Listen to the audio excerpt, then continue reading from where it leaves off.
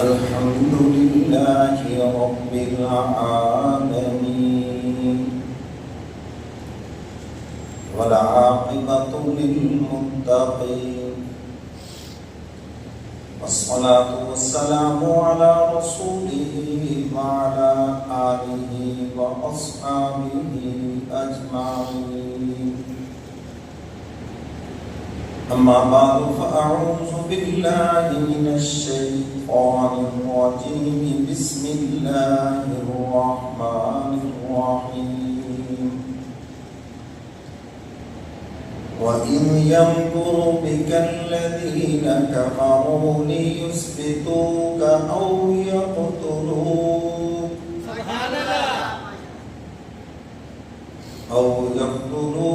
ويخرجونك ويمكرون ويمكر الله والله خير الماكرين. صدق الله مولانا العظيم وصدق رسوله النبي الكريم ونحن على ذلك من الشاهدين والشاكرين والحمد لله رب العالمین. یا الہی جب تک کہ میرے جسم میں میری جان رہے، میرے مولا تجھ پہ صدقے کہ تیرے محبوب پہ قربان رہے. میں رہوں یا نہ رہوں مگر یہ دعا ہے دل کی کہ دین احمد رہے اور عزت قرآن رہے. یا رب صلی وسلم دائما ابدا علی حبیبک خیر الخلق کلہم والحبیب الذی ترجع شفاعته بكل حول من الاحوال مفتاحین. درود پاک پڑھیں سب حضرات محبت سے.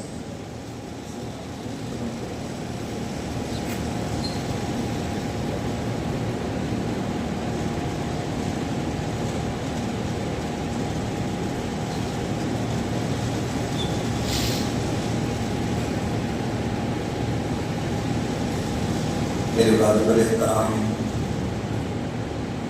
معزز حاضرین، یہ اسلامی سال کا دوسرا مہینہ ہے سفر،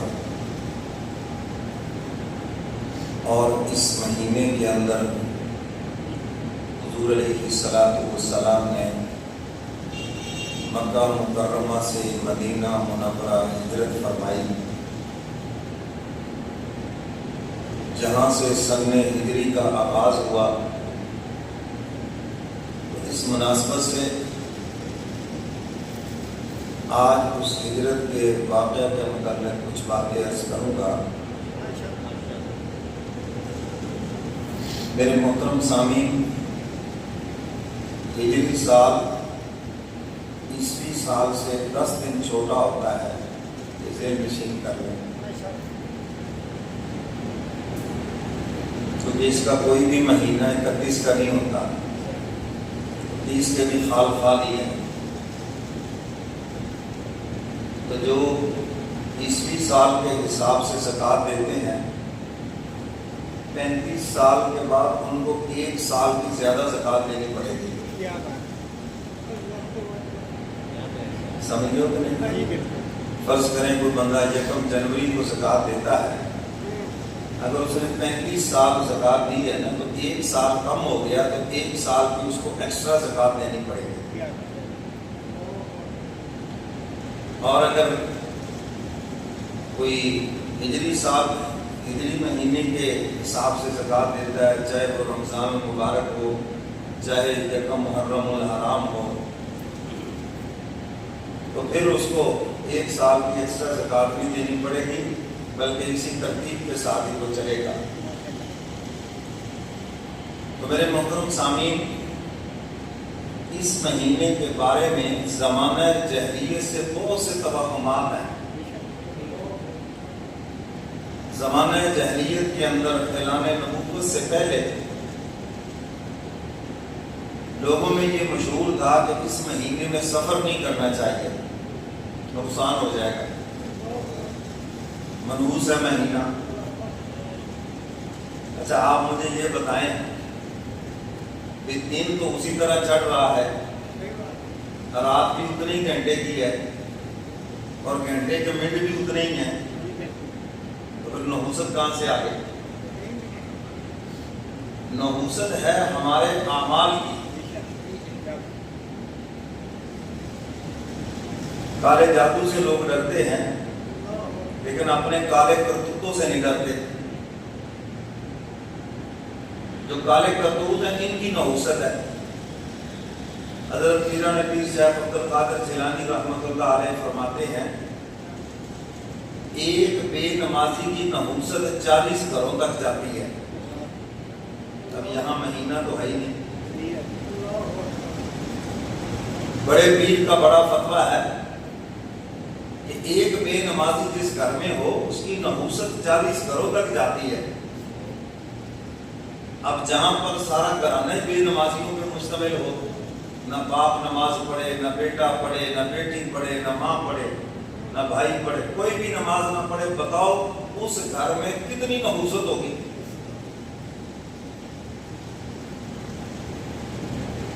تو ہمارے برے اعمال کی نحوست ہے، جھوٹ بولنے کی نحوست ہے، حرام کی نحوست ہے، گناہوں کی نحوست ہے۔ ہم نے اس نحوست کو اٹھایا اور اس کو وقت پہ ڈال دیا۔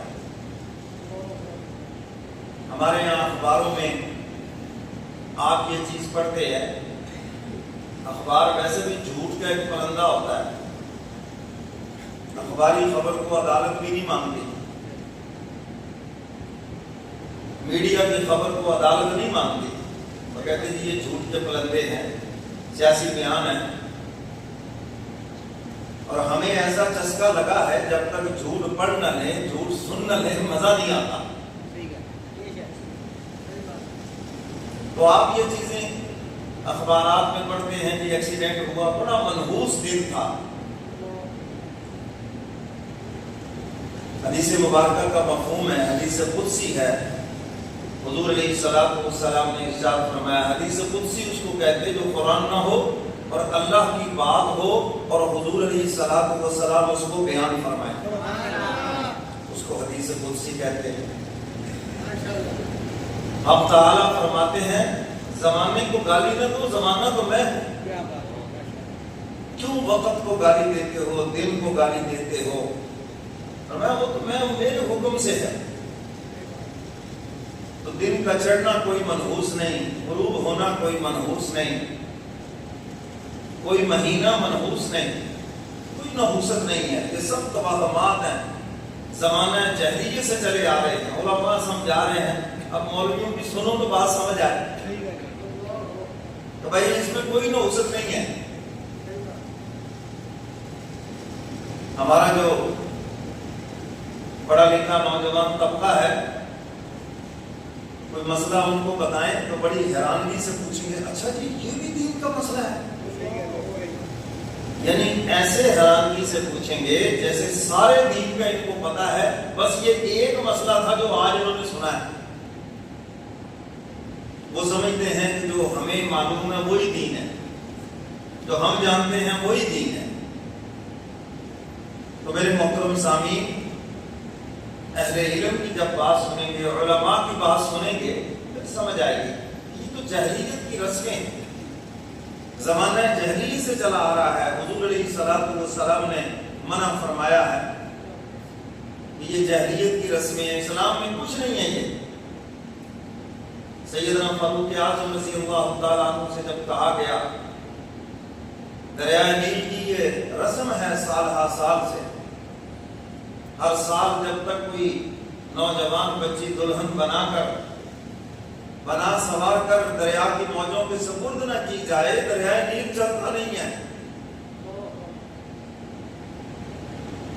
اب چونکہ اسلام آ گیا ہے، اسلامی سلطنت قائم ہے، اب کیا حکم ہے؟ اس جاہلیت کی رسم کو باقی رکھنا ہے یا ختم کرنا ہے؟ تو سیدنا فاروق اعظم رضی اللہ تعالیٰ عنہ نے گورنر کے نام رکا نہیں لکھا، دریائے نیل کے نام رکا لکھا ہے، خط گورنر نے بھیجا ہے، اس کی پشت کے اوپر براہ راست دریائے نیل کو حکم دے رہے ہیں۔ اب تعالیٰ یہی تو فرماتے ہیں بندے تو میرا ہو کے دے، ساری کائنات تیری تابع داری نہ کرے تو پھر کیا ہے؟ تو خدا کا باغی ہے، اس لیے آج ہر چیز تیری بغاوت پہ اتری ہوئی ہے، تیرے متحد تیرے باغی ہیں، اولادیں باغی ہیں۔ کیوں باغی ہیں؟ اب تعالیٰ فرماتے ہیں کہ تو میرا باغی ہے۔ شیخ سعدی رحمت اللہ علیہ جنگل میں درندے پہ سوار ہیں، کسی نے کہا بابا جی اس کی سواری کا گور ہمیں بھی بتا دیں، ایسے وظیفے بھی ہمیں بتا دیں، یہ اپنے پاس ہی رکھتے ہیں لوگ، ہمیں بھی بتا دیں کیا گور ہے، کیا وظیفہ ہے جی۔ تو بابا سعدی رحمت اللہ علیہ جاتے جاتے فرمانے لگے تو خدا کا ہو جا، ساری مخلوق تیری ہو جائے، اس کا ہو کر تو دیکھ، ابھی تو اس کے دشمنوں کا ہے، ابھی تو غیروں کا ہے، جس دن تیرے دل میں مولا بیٹھ گیا پھر دیکھنا کس طرح ہر چیز تیری تابع داری کرتی ہے۔ تو سیدنا فاروق اعظم رضی اللہ تعالیٰ عنہ دریائے نیل کو رکا لکھ رہے اور حکم دیا گورنر کو کہ میرا یہ رکا جا کے دریائے نیل میں پھینک دو۔ کیا ہے دریائے نیل؟ اگر تم نے اللہ کے حکم سے چلنا ہے تو ٹھیک ہے، اور اگر زمانہ جاہلیت کی رسم پہ چلنا ہے تو ہمیں تیری کوئی ضرورت نہیں ہے۔ یہ دو لفظ لکھے اور کچھ بھی نہیں لکھا۔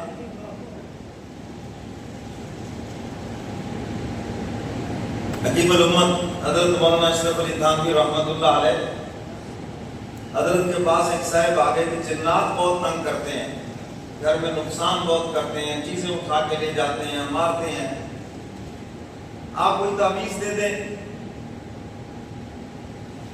آپ کوئی حساب کر دیں جی۔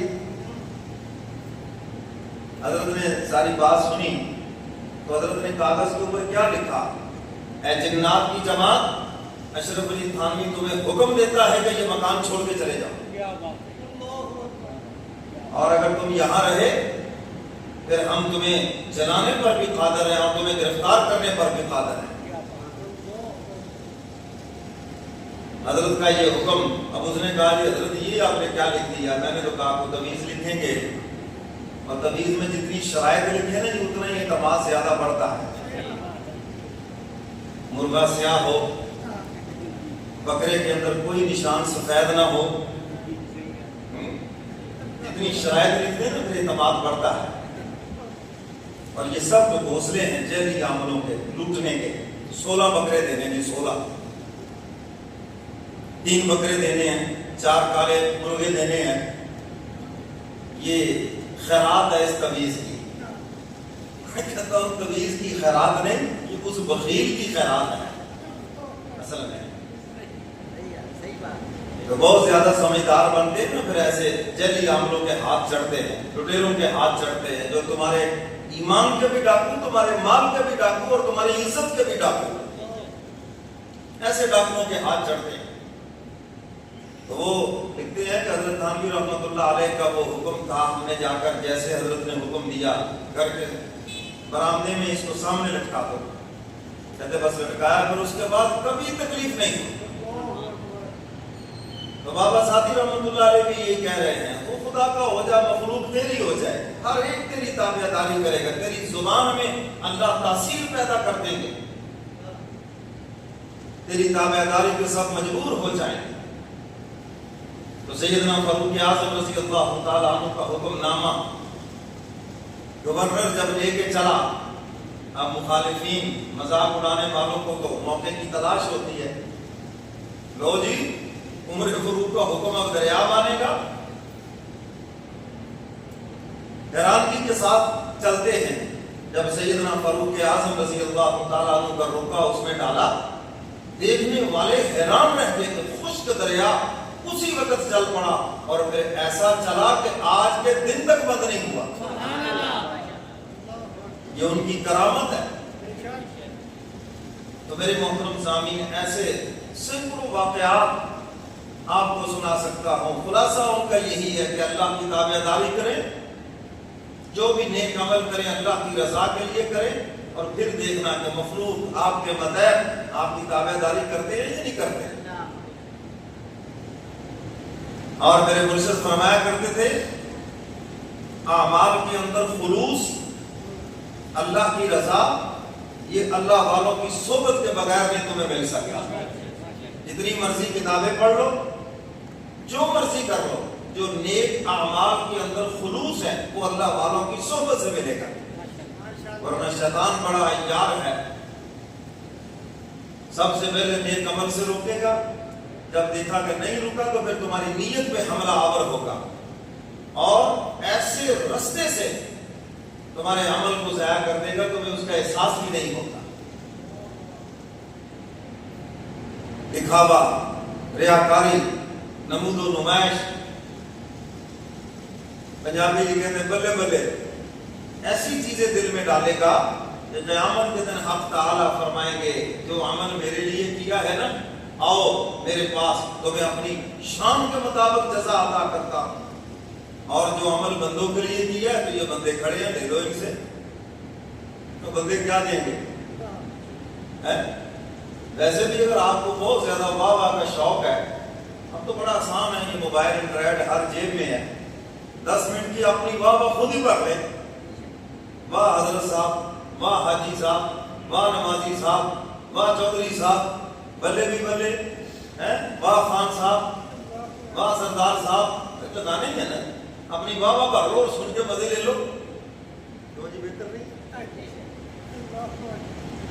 کیونکہ ہمارا نفس واہ واہ کا عادی ہو گیا ہے، چاپلوس مزاج کے ہم بن گئے، کوئی ہماری چاپلوسی کرے ہمیں بہت اچھا لگتا ہے، صحیح بات کرے وہ کیونکہ تھوڑی سی کڑوی ہوتی ہے، کیونکہ جھوٹ کے اندر ملمہ سازی ہے، اور جو حق بات ہوتی ہے الحق مر ولو کان در، حدیث مبارکہ کا مفہوم ہے حق کڑوا ہے اگرچہ موتی کیوں نہ ہو،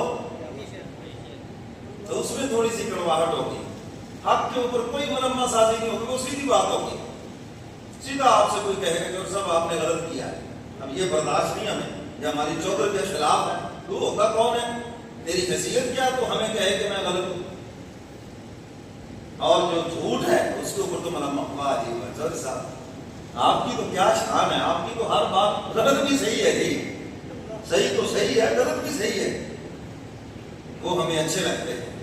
تو میرے محترم سامعین، اللہ تعالیٰ کی آپ جتنی تابعداری کریں گے اور اپنے نیک اعمال کے اندر جتنی اللہ کی رضا خلوص لے کر آئیں گے، خدا کے ہاں تمہاری قدر و منزلت ہوگی، اللہ تعالیٰ تمہاری زبان میں تاثیر پیدا کریں گے، اور جو تمہارے متحد ہیں اللہ تعالیٰ ان کو تمہاری تابعداری پہ مجبور کر دیں گے۔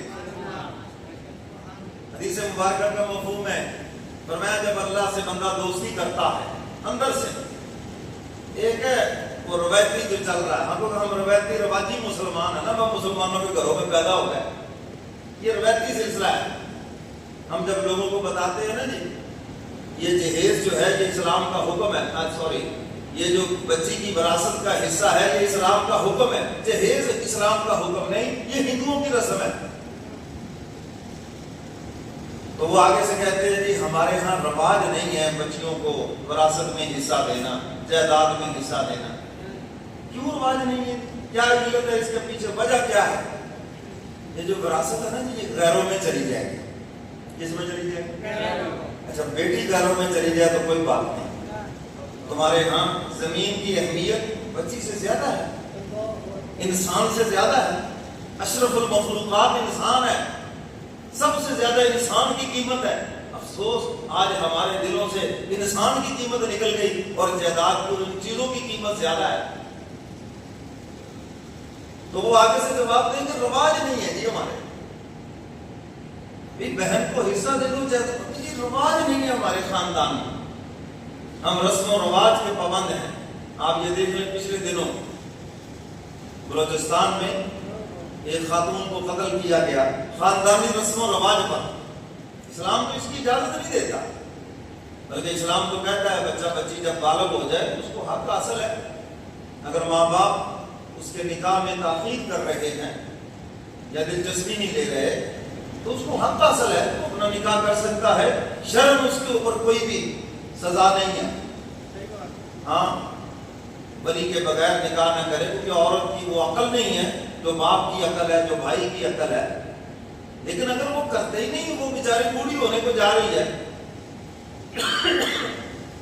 25-30 سال اس کی عمر ہو گئی، تو بھئی اگر اس نے خود کر لیا ہے تو کوئی جرم نہیں کیا، اپنا حق استعمال کیا تمہاری نالائکی اور نادانی کی وجہ سے۔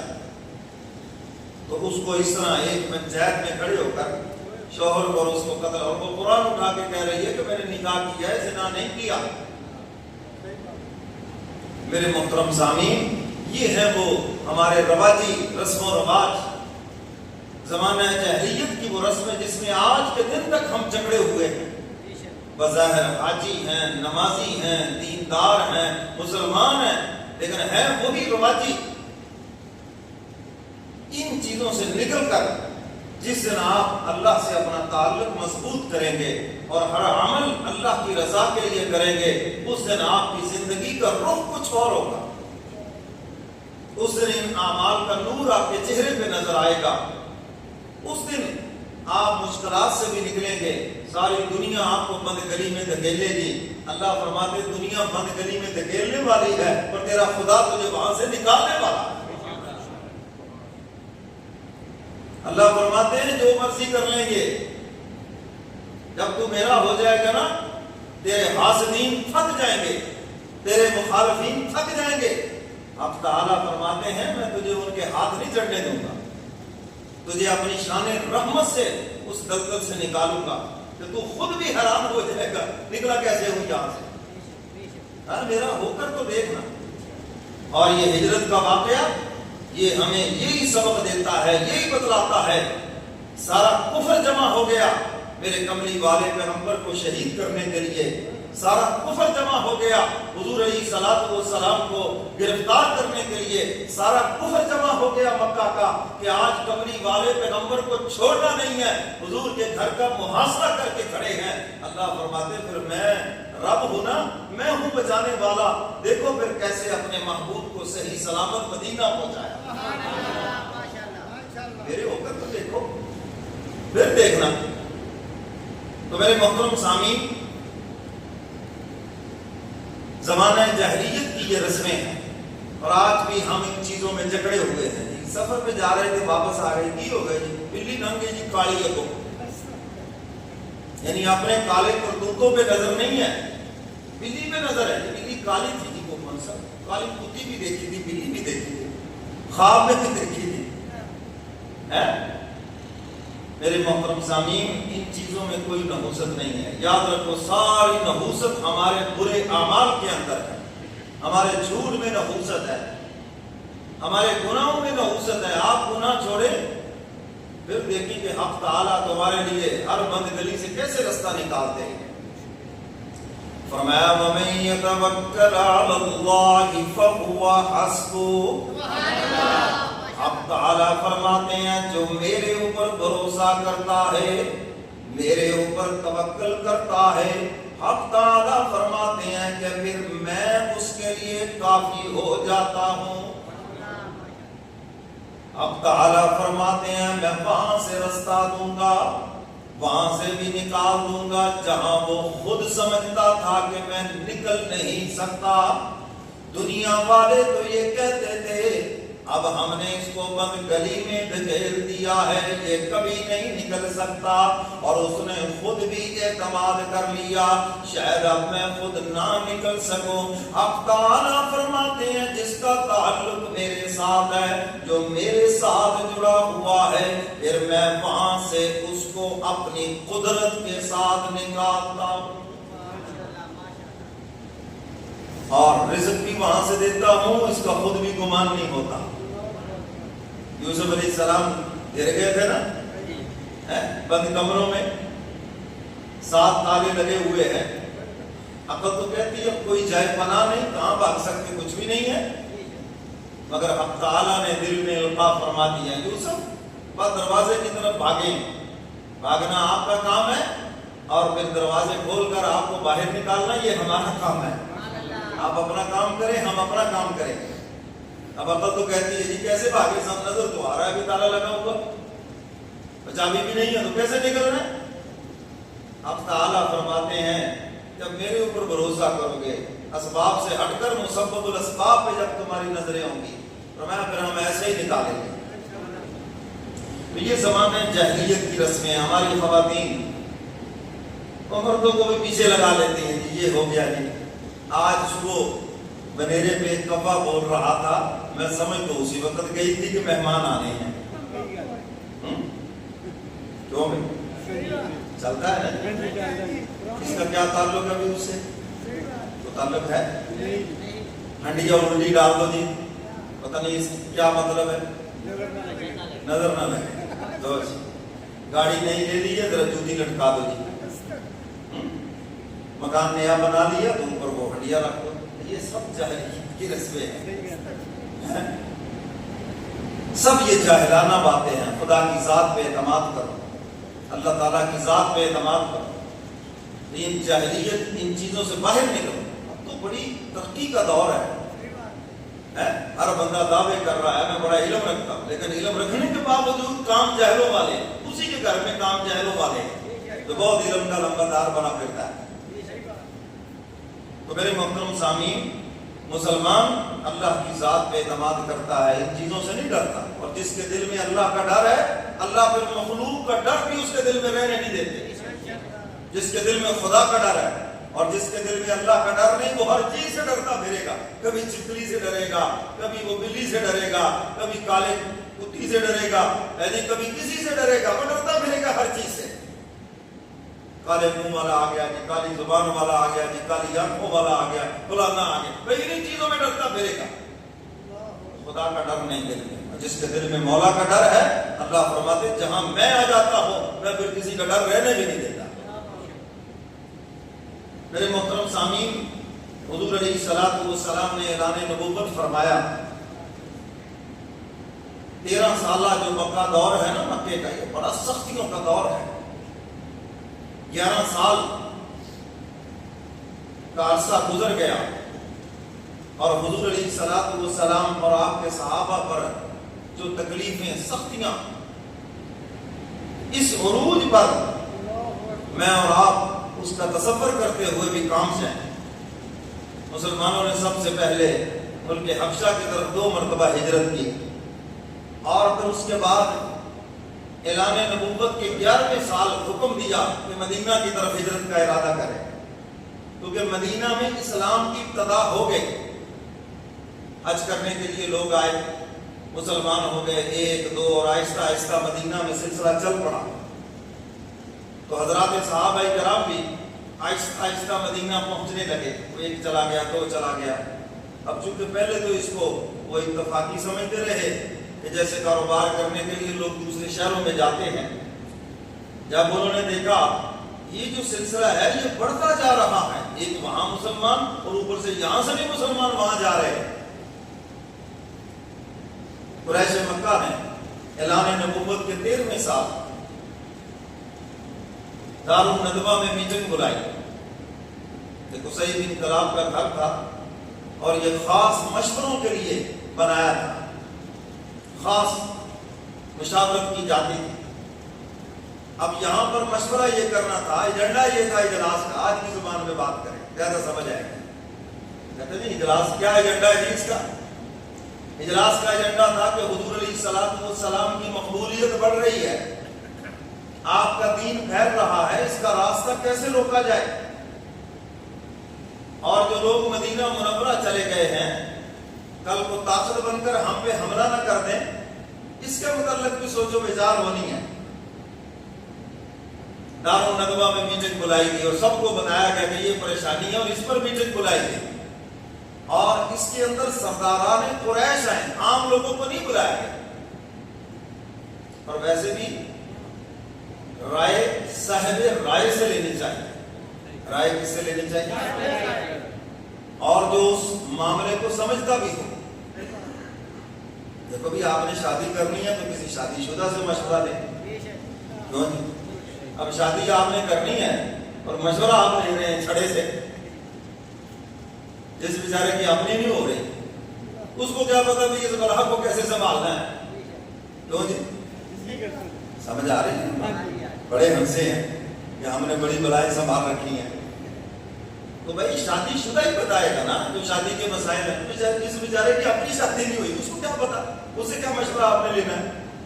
کہ جی میں بیوی سے پریشان ہوں، بیوی زبان چلاتی، کیا کروں؟ اس کو تو پتا ہی نہیں ہے۔ بیوی کی ماں کی آپس میں نہیں بنتی، بہنوں سے نہیں بنتی، زبان کھڑا کر رکھا ہے، کیا کروں یہاں پر؟ یہ تو شادی شدہ ہی آپ کو بتائے گا جو ان مسائل سے گزرا ہے۔ تو انہوں نے رائے لی ان لوگوں سے جو سردار ہیں، رؤسائے قریش ہیں، جو حکومتی معاملات کو سمجھتے ہیں، ان سے رائے لی۔ اور شیطان جو تھا نا، شیطان اب اس کو پتا چلا کہ یہ بڑا اہم مشورہ ہو رہا ہے، شیخ نجدی اس بزرگ کی انسانی شکل میں گیا ہے مشورے میں شامل ہونے کے لیے۔ تو یہاں سے یہ بات بھی واضح ہوگی کہ ہر بوڑھا بھی بزرگ نہیں ہے۔ بعض خاندانوں میں ایسے بزرگ ایسے نچاتے ہیں نا پورے خاندان کو اللہ کی پناہ میں۔ لوگ دیکھتے ہیں جی ماشاءاللہ بزرگ ہیں، تسبیح ہے، پگڑی ہے، ماشاءاللہ داڑھی رکھی ہوئی ہے، بڑے نیک ہیں، نمازی ہیں، پرہیزی ہیں، تہجد گزار ہیں، مگر اندر سے وہ پورے ہیں ماشاءاللہ، لڑا لڑا کے بیڑا غرق کر دیں گے خاندان کا، بچوں کا ہے، اور پھر لڑا لوگ کے آخر میں کہیں گے ہم تو چاہتے ہیں اکٹھے رہو جی، اسی سلوک ہو گئے تھوڑے اندر۔ تو اس لیے ہر بوڑھا بزرگ نہیں ہے، بزرگ وہی ہے جو خدا کی نافرمانی نہیں کرتا، یاد رکھنا۔ اور جو سارے کام اللہ کی نافرمانی والے کریں، زہری حلیہ جتنا مرضی ہو جائے، وہ شکل مومنہ کرتوت کافرہ کے مصداق ہیں۔ شکل مومنہ اور کرتوت کافرہ، جو اللہ کی نافرمانی نہیں چھوڑتا وہ کوئی بزرگ نہیں ہے، چاہے وہ پیری کا دعویٰ کرے، چاہے وہ جناب بزرگی کا دعویٰ کرے، کچھ ہو جائے، بوڑھا ہو جائے، جب تک وہ خدا کی نافرمانی نہیں چھوڑے گا کوئی بزرگ نہیں ہے وہ۔ اور اللہ کی نافرمانی اگر ایک بچہ بھی چھوڑتا ہے تو وہ بھی بزرگ ہے، نوجوان چھوڑتا ہے تو وہ بھی بزرگ ہے۔ تو تقویٰ کی زندگی اختیار کرے وہ متقی ہے، پرہیزگار ہے، اور وہی خدا کا پیارا ہے۔ اب شیطان آ گیا جناب، اور اس نے بھی دروازے پہ ہاتھ رکھا، سب بیٹھے ہیں۔ میں نے کہا مجھے پتا چلا ہے کہ بڑا اہم مشورہ ہو رہا ہے یہاں پر۔ میں نے کہا کیوں نہ ہو کہ میں بھی اس مشورے میں شامل ہو جاؤں اور میں بھی سن لوں اور تمہیں کو رائے دے دوں، کیونکہ میں بھی تو اپنے قبیلے کا سردار ہوں۔ آیا اس کی شکل میں تھا جو وہاں نہیں پہنچا تھا، تو یہ اس کی شکل میں وہاں پہنچ گئے۔ ٹھیک ہے جی، آئیے آئیے جناب، موسٹ ویلکم، آئیے جی، آپ کے تو ہم منتظر ہیں۔ ہم نے تو خاص نمائندہ بھیجا تھا گھوڑے پر، سب سے پہلے آپ کی طرف، تو آپ کھڑے ہو کے اجازت لے رہے ہیں، آپ کی طرف صدارت کی کرسی پہ آئے۔ آگے بیٹھ کے مشورہ شروع ہو گیا۔ کیا بات ہے جی، کیا مشورہ کرنا ہے؟ کہنے لگے دیکھو جی، حضور علیہ السلام کا پیغام دن بدن بڑھ رہا ہے، لوگ مسلمان ہو رہے ہیں، اسلام میں داخل ہو رہے ہیں، ہم جتنی سختیاں کر رہے ہیں اسلام اتنا ہی بڑھ رہا ہے، اور اسلام کی فطرت میں قدرت نے یہ لچک رکھی ہے، یہ اتنا ہی ابھرے گا جتنا کہ دبا دو گے، جتنا دبانے کی کوشش کرو گے یہ ابھرے گا، حق کو دبانے کی کوشش کرو گے یہ ابھرے گا، حق والوں کو دبانے کی کوشش کرو گے یہ ابھرے گے، ان کو نہیں تم دبا سکتے کبھی۔ حضرت شاہ حکیم اختر صاحب نور اللہ مرقدہ کا شعر ہے، فرمایا کرتے تھے مٹا سکے ہم کو زمانہ، زمانے میں دم نہیں، مٹا سکے ہم کو زمانہ، زمانے میں دم نہیں ہے، اور زمانہ تو ہم سے ہے، زمانے سے ہم نہیں ہے۔ ہم زمانہ ساز نہیں ہے، بلکہ ہم جہاں چلتے ہیں زمانہ ہمارے پیچھے چلتا ہے، خدا کے پیاروں کے پیچھے چلتا ہے، وہ زمانہ ساز نہیں ہوتے، زمانہ ان کے پیچھے چلتا ہے۔ مشورہ ہونے لگا، حضور علیہ السلام پر ایمان لانے والوں کی تعداد بڑھ رہی ہے، اگر یہ راستہ نہ روکا تو ایک دن مکہ کی حکومت ان کے ہاتھ آ جائے اور یہ لوگ ہمیں بالوں سے پکڑ کر مکہ سے نکالیں گے۔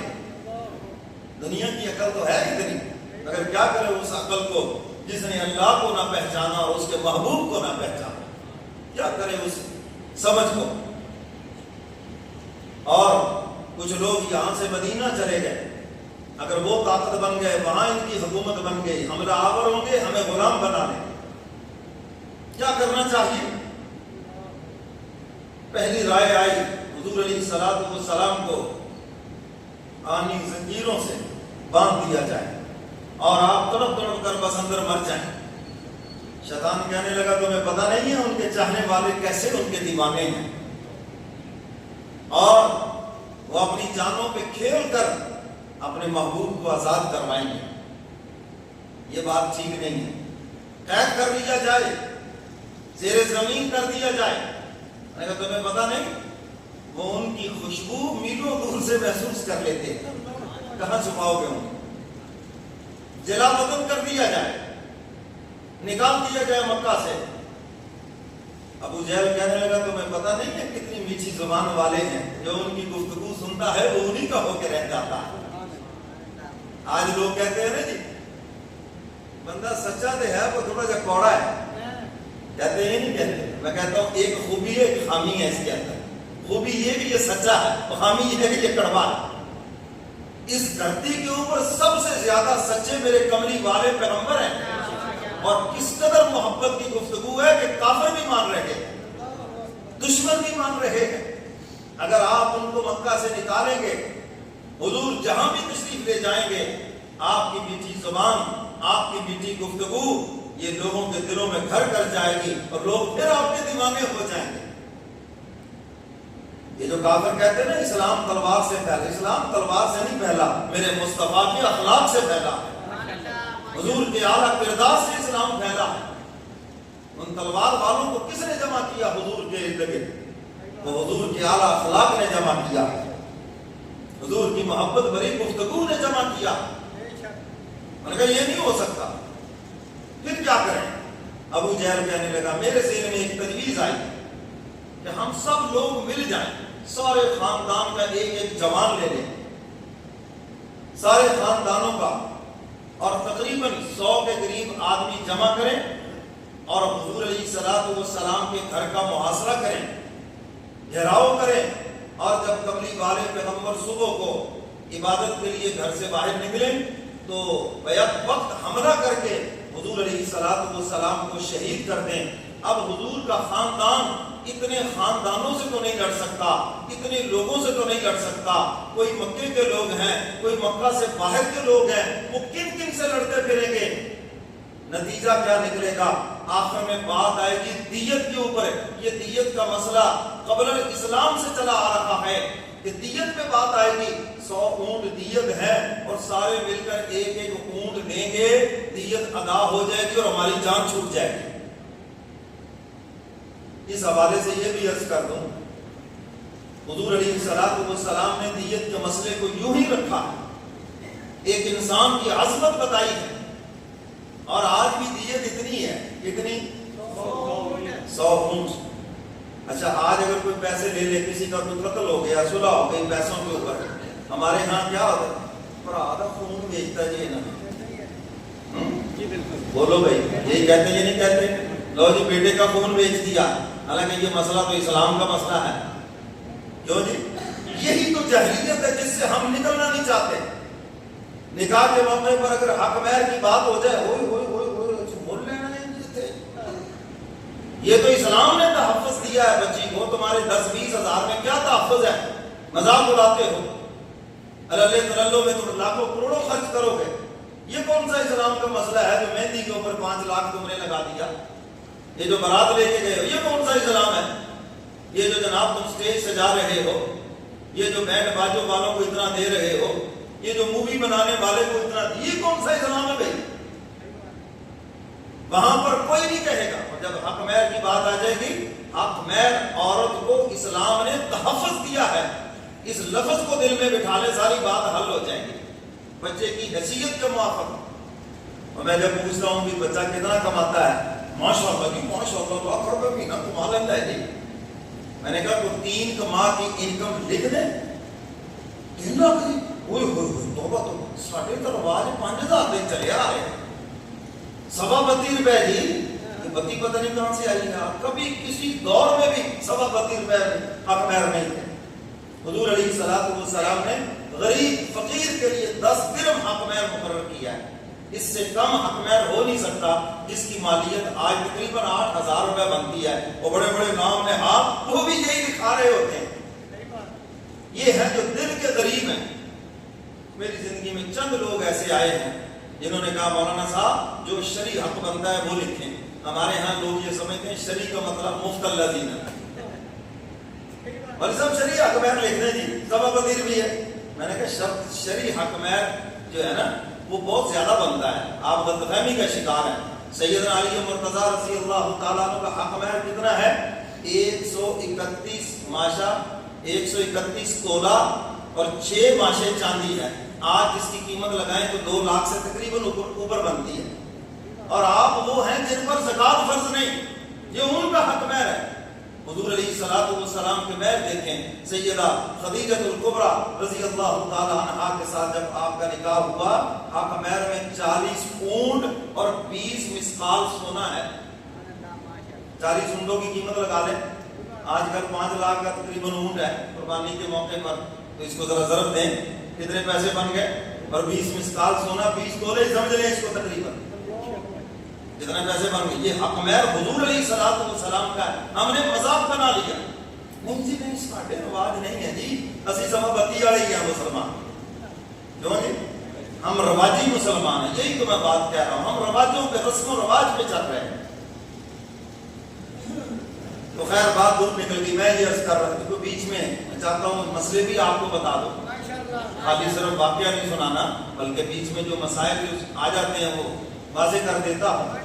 تو حق مہر کے اندر بچی کو اسلام نے تحفظ دیا ہے. تو بچہ اگر صاحب حیثیت ہے تو 2-3 ماہ کی انکم تو حق مہر دیکھیں. آج کل جو طلاق کی شرح بڑھ رہی ہے اس کی ایک وجہ یہ بھی ہے، حق مہر بہت تھوڑا ہے، ڈر کوئی نہیں ہے.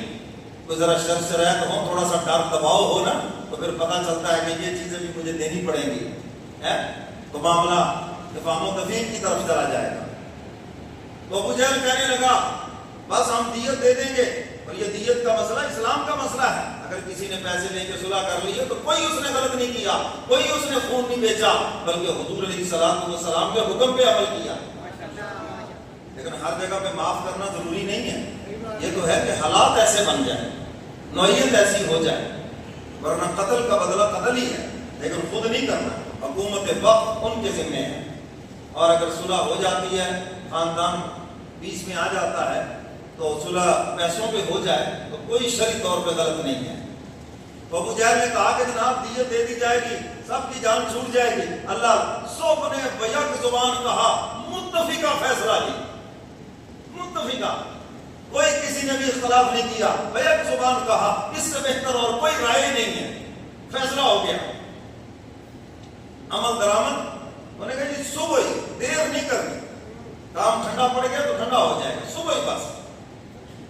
اب صبح 100 کافر تلواریں لے کر حضور کے گھر کا محاصرہ. کافر کہتے تھے ہم نے دیواریں نہیں بنانی، اس کو بڑا عیب سمجھتے تھے. حضور جب باہر نکلیں گے تو پھر ہم بچوں کو کیوں پریشان کریں، جس سے ہماری دشمنی ہم ان سے نپٹیں گے. اب کافروں نے تو صبح آنا ہے. اللہ نے یہ ساری بات رات ہی محبوب کو بتا دی. کیوں جی؟ اور قرآن اس کی خبر دے رہا ہے. یہی مسئلہ اس لیے میں واضح کرتا ہوں، علم غیب یہ اللہ کی شان ہے، اور خبر غیب یہ حضور کی شان ہے. غیب کی خبر حضور کو دی جا رہی ہے. کل کو یہ ہونے والا ہے، کبھی بتایا جا رہا، کبھی نہیں بتایا جا رہا. پیر معونہ میں 70 صحابہ شہید ہوئے، دھوکے سے حضور سے لے کر گئے. آپ نے دین سیکھنا ہے، آپ اپنے ساتھیوں میں سے کوئی حافظ قاری عالم ہمیں دے دیں. حضور نے 70 صحابہ کو بھیجا اور سب کو جا کے پیر معونہ پہ شہید کر دیا. حضور کتنے دن ان کے لیے ہاتھ اٹھا اٹھا کے فجر کی نماز میں بد دعا کرتے رہے. قنوت نازلہ پڑی اور حضور بد دعا کرتے تھے، مولا جنہوں نے تیرے محبوب کو رلایا، جو تیرے محبوب کو دھوکہ دے کے چلے گئے، مولا ان کے چہروں سے مسکراہٹیں چھین لے. اور پھر حضور کی بد دعا نے ایسا اثر دکھایا، سب پھر وہ کتے کی موت مرے. کیونکہ یہ تفصیلی واقعہ ہے، میں صرف اتنا ہی عرض کرنا چاہتا ہوں. وہ چاہے تو خبر دے دے، نہ دے تو اس کی مرضی ہے. نہ خبر دینے پہ آئے، 3 میل کے فاصلے پر بیٹا کنعان کے کنویں میں ہے اور باپ یعقوب کو پتہ نہیں، 3 میل کا فاصلہ ہے، یوسف علیہ السلام کنویں میں پڑے، نہیں خبر، اور جب خبر دینے پہ آئے ہزاروں میل کا فاصلہ ہے، کہاں مصر سے یوسف علیہ السلام کی قمیص چلتی ہے اور یعقوب علیہ السلام گھر بیٹھے کہہ رہے ہیں آج مجھے اپنے بیٹے کی خوشبو آ رہی ہے، بتانے پہ آئے تو ہزاروں میل سے بتا رہا، نہ بتائے تو پھر 3 میل سے نہ بتا، تو محبوب کو بتا دیا گیا، صبح کو یہ پھیلانا ان کا، قرآن خبر دے رہا ہے، فرمایا وَإِذْ يَمْكُرُ بِكَ الَّذِينَ كَفَرُوا لِيُثْبِتُوكَ أَوْ يَقْتُلُوكَ أَوْ يُخْرِجُوكَ وَيَمْكُرُونَ وَيَمْكُرُ اللَّهُ وَاللَّهُ خَيْرُ الْمَاكِرِينَ۔ حق تعالیٰ فرماتے ہیں میرے محبوب کو وقت یاد کرنے کے قابل ہے جب دارالندوہ میں بیٹھ کر کفار مشورہ کر رہے تھے آپ کو قید کر لیا جائے، زنجیروں میں جکڑ دیا جائے، آپ کو گرفتار کر لیا جائے، جلا بدن کر دیا جائے، شہید کر دیا جائے، فرمایا وَيَمْكُرُونَ وَيَمْكُرُ اللَّهُ، میرے محبوب وہ بھی تدبیریں کر رہے تھے، تیرا رب بھی تدبیریں کر رہا تھا، میرے محبوب وہ تجھے مٹانے کی تدبیریں کر رہے تھے، تیرا رب تجھے بلند کرنے کی تدبیریں کر رہا تھا، لَعَمْرُكَ إِنَّهُمْ لَفِي سَكْرَتِهِمْ يَعْمَهُونَ۔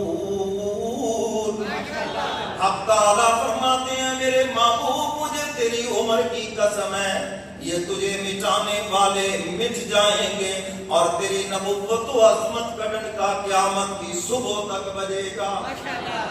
اللہ قسمیں دے کے محبوب کو یقین دلا رہے ہیں، قسم ہے تیری عمر کی یہ تجھے مٹانے والے مٹ جائیں گے، ان کی نسلوں کے نام میں نشان مٹ جائیں گے اور تیرے غلاموں کی عظمت تو قیامت تک بلند رہے گی، آپ کی شان قیامت تک بلند ہے، میدان محشر میں بھی آپ کی نبوت و عظمت کا ڈنکا بجے گا۔ اللہ فرماتے ہیں وہ بھی تدبیر کر رہے ہیں، میں بھی تدبیر کر رہا۔ یہ مکر جو ہے نا، میم کاف رے کاف کشمیر، لوگ سمجھتے ہیں شاید یہ پنجابی کا مکر ہے، پنجابی کا مکر اور ہے، یہ عربی کا جو لفظ ہے اس کا ترجمہ اور ہے، اس کا ترجمہ ہے خفیہ تدبیر۔ تو اللہ فرماتے ہیں یہ خفیہ تدبیریں کر رہے ہیں تجھے مٹانے کی اور تیرا رب خفیہ تدبیریں کر رہا ہے تجھے بلند کرنے کی۔ فرمایا وَيَمْكُرُونَ وَيَمْكُرُ اللَّهُ، اب تعالیٰ فرماتے ہیں وہ بھی تدبیریں کر رہے ہیں تجھے مٹانے کی اور میں بھی تدبیر کر رہا ہوں تجھے بلند کرنے کی، وَاللَّهُ خَيْرُ الْمَاكِرِينَ۔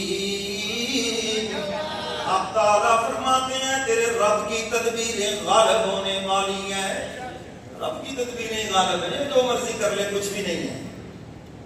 حضور علیہ السلام کو اطلاع دے دی گئی، حضور علیہ السلام نے اسی وقت سیدنا صدیق اکبر کو بتا دیا شاید آج رات کو حکم ہو جائے نکلنے کا، تیار رہنا۔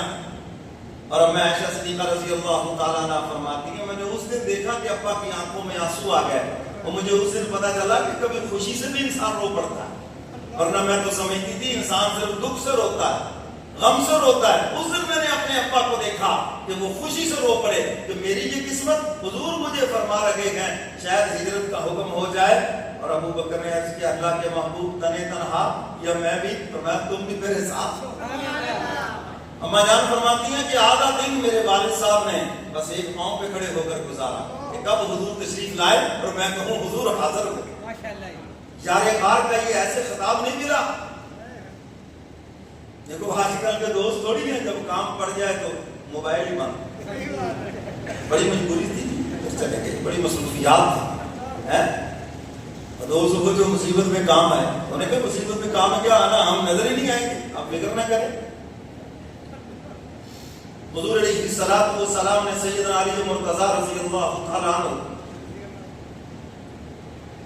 گھر بلایا اور فرمایا یہ میرے پاس ان کی امانتیں ہیں، یہ امانتیں دے کر تم میرے پیچھے چلے آنا اور میرے بستر پہ سو جاؤ۔ اور حضور نے فرمایا علی یہ میری چادر ہے، یہ اوپر لے لو، یہ تمہیں کوئی نقصان نہیں پہنچائیں گے۔ میں کہتا ہوں علی کی شان والے، ارے جس کو سبز چادر میں سلایا وہ بھی شان والا، اور جن کو سبز گنبد خضرا میں سلایا وہ بھی شان والے۔ ابو بکر و عمر جن کو سبز گنبد میں سلایا وہ بھی شان والے، علی مرتضیٰ جن کو سبز چادر میں سلایا وہ بھی شان والے۔ فرمایا میرے بستر پہ سو جاؤ، کوئی نقصان نہیں پہنچائیں گے۔ سیدنا علی مرتضیٰ سے کسی نے پوچھا نیند تو نہیں آئی ہوگی خوف کے بارے؟ فرمایا جتنی مزے کی نیند اس دن آئی کبھی بھی نہیں آئی۔ اور نے کہا مجھے یقین تھا، حضور نے فرمایا تھا صبح امانتیں واپس کر کے میرے پیچھے مدینہ چلے آنا، جو بات حضور کی زبان مبارک سے نکلی ہے اس نے پورا ہو کے رہنا ہے۔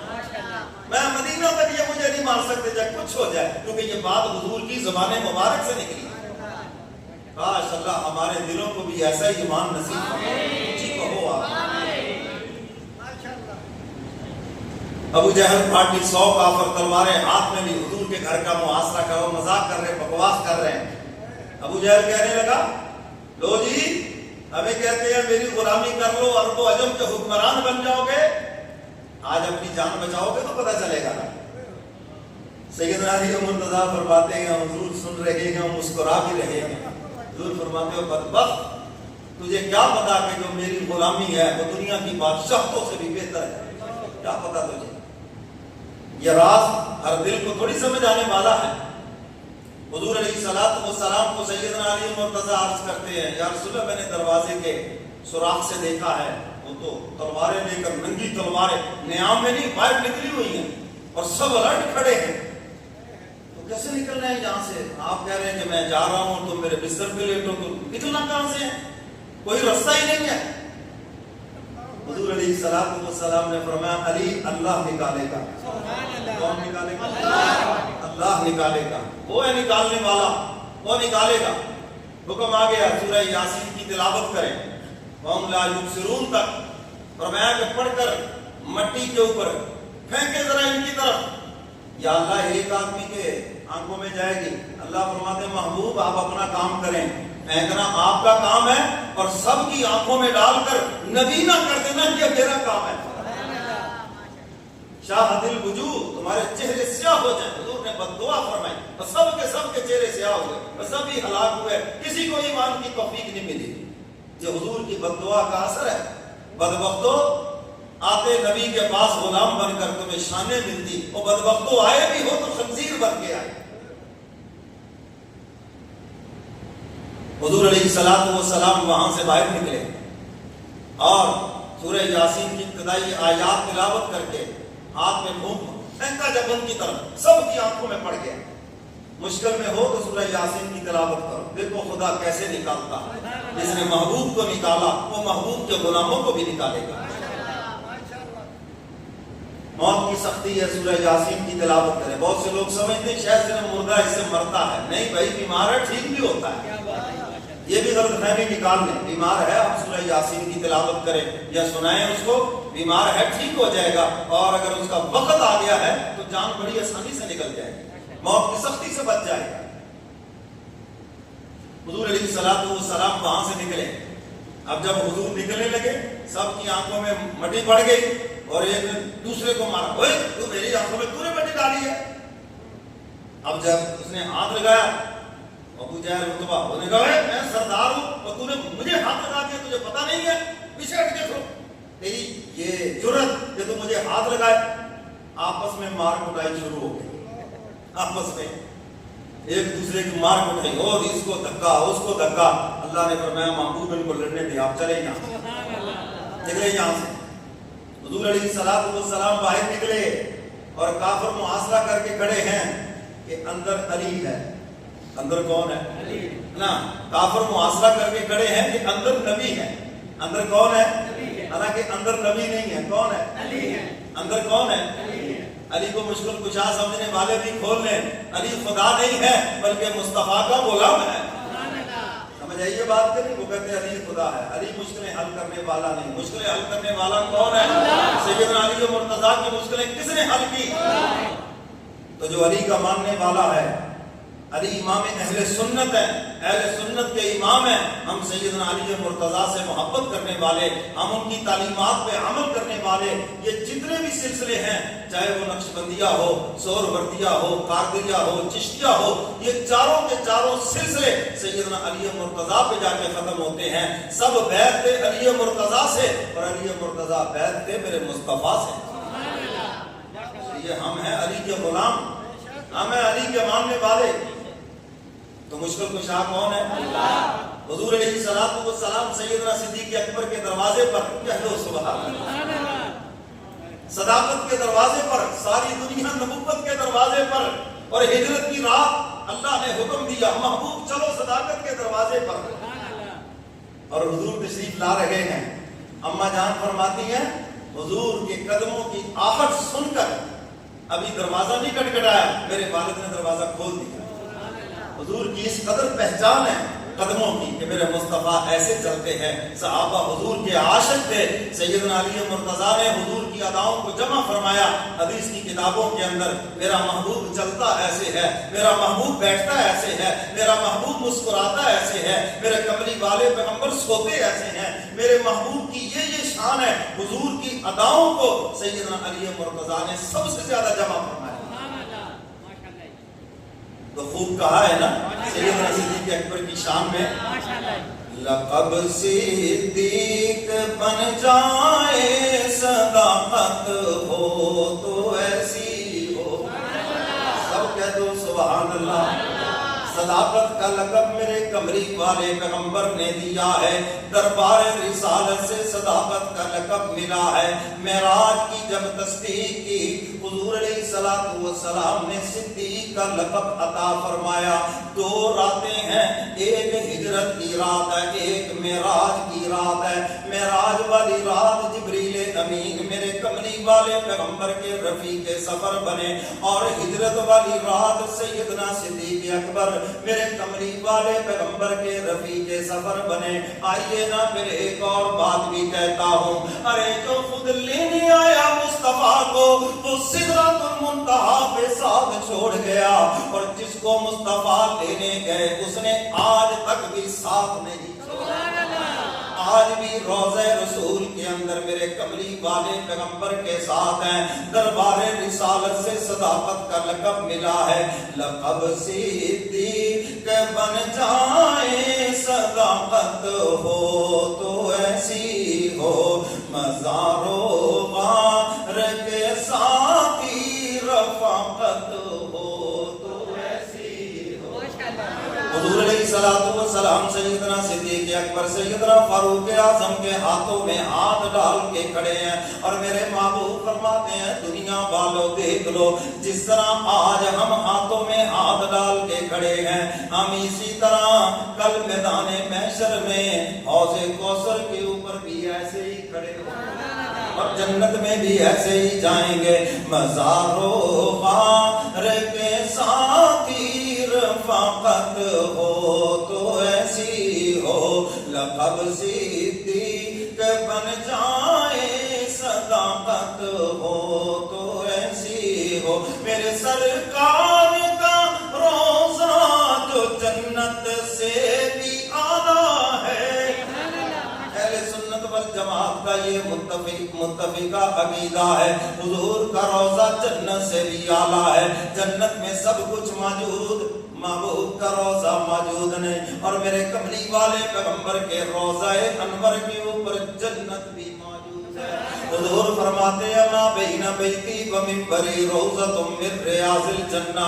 میرے گھر سے لے کر میرے منبر تک جو زمین کا ٹکڑا ہے جس کو ریاض الجنہ کہتے ہیں، یہ جنت کا ٹکڑا ہے. سب کو سبحان اللہ. ساتھ ہی کہہ دو ماشاءاللہ. میرے سرکار کا روزہ جو جنت سے دیا ہے، تیری بیٹی کا گھر ہے وہ کرامت ہو تو ایسی ہو. اماں جان کی عظمت سمجھ نہیں آتی تو روضہ رسول کو دیکھو.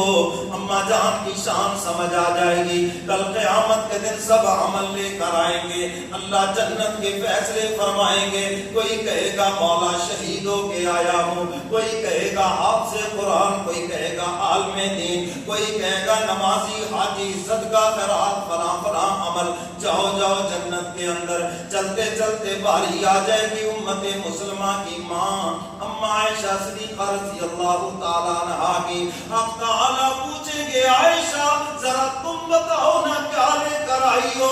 अर्ज़ करेगी इलाहुल आलमीन ये गुंबद खज़रा खोल के देखो ना, मैं आपका महबूब लेके आई हूँ।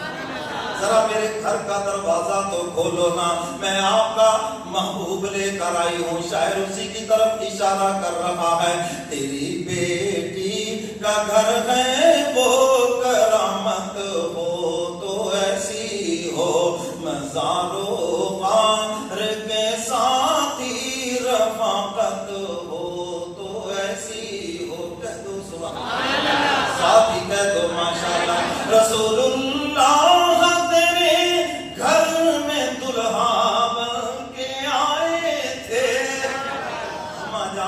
शान क्या है कि कमली वाले पैगंबर दुल्हा बनकर तेरे घर आए।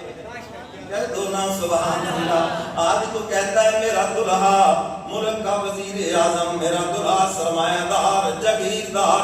अम्मा जान तेरी अजमत पे कुर्बान जाऊं, तेरा दुल्हा तो दो जहानों का सरदार। सब कह दो माशाअल्लाह।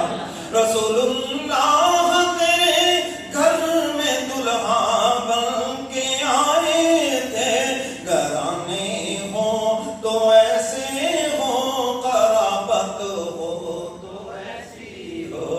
घराने हो तो ऐसे हो, कराबत हो तो ऐसी हो। सब कह दो माशाअल्लाह, साथ ही कह दो सुभान अल्लाह। अब आगे आए शायर क्या कहता है। उठाया अपने कंधों पर सरदारे तू आलम को। हुजूर अलैहिस्सलातु वस्सलाम को सैयदना सिद्दीक़ अकबर ने अपने कंधों के ऊपर उठाया। शायर इसको बयान कर रहा है। उठाया अपने कंधों पर सरदारे तू आलम को, खुदा की इस अमानत की हिफाजत हो तो ऐसी हो। खुदा की इस अमानत की हिफाजत हो तो ऐसी हो। लक़ब सिद्दीक़ बन जाए सदाकत हो तो ऐसी हो। सब कह दो माशाअल्लाह, साथ ही कह दो सुभान अल्लाह। हमारे सौर का मंजर शायर कहता है जरा वो भी लाओ ना तसव्वुर के अंदर क्या मंजर है। अल्लाह सबको ले जाए। अल्लाह हरमैन शरीफैन की ज़ियारत सबको बार बार नसीब करे। जी कहो आप। बता मंजर ए गारे सौर दीवाने की नजरों का। गारे सौर तू ही बताना दीवाने की नजरों का क्या मंजर था है। बता मंजर ए गारे सौर दीवाने की नजरों का, ये थे महबूब झोली में ज़ियारत हो तो ऐसी हो। के थे महबूब झोली में ज़ियारत हो तो ऐसी हो।